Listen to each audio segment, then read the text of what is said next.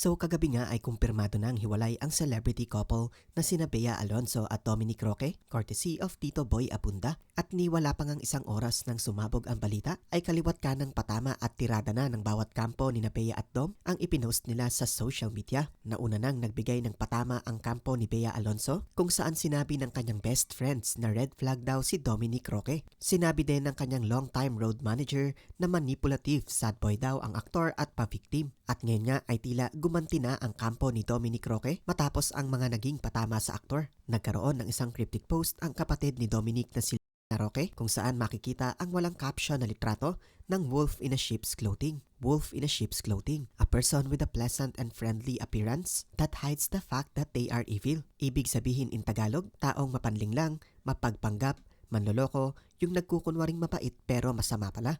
Although wala namang binanggit na pangalan si Roque, timing naman daw na right after i-confirm ni Boy Abunda ang hiwalayan ni Bea at Dom ay bigla siyang nag-post ng ganyan. Kaya naman malinaw pa umano sa araw kung para kanino ang litratong ito.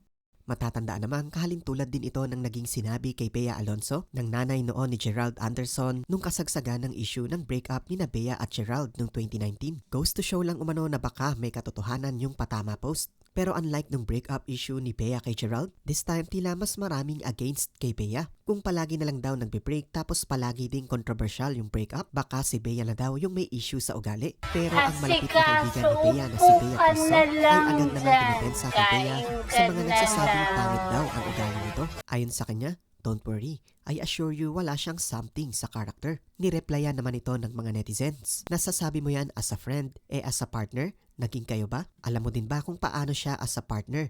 You can never tell. Kaya kayong mga kaibigan both sides, wag na kayo sumausaw dahil di nyo alam 100% nangyayari sa buhay ng kaibigan nyo. Yung chance na maayos sila, lalo nawawala dahil sa inyo. Ang maikling reply naman ni Beatrice, hindi naman.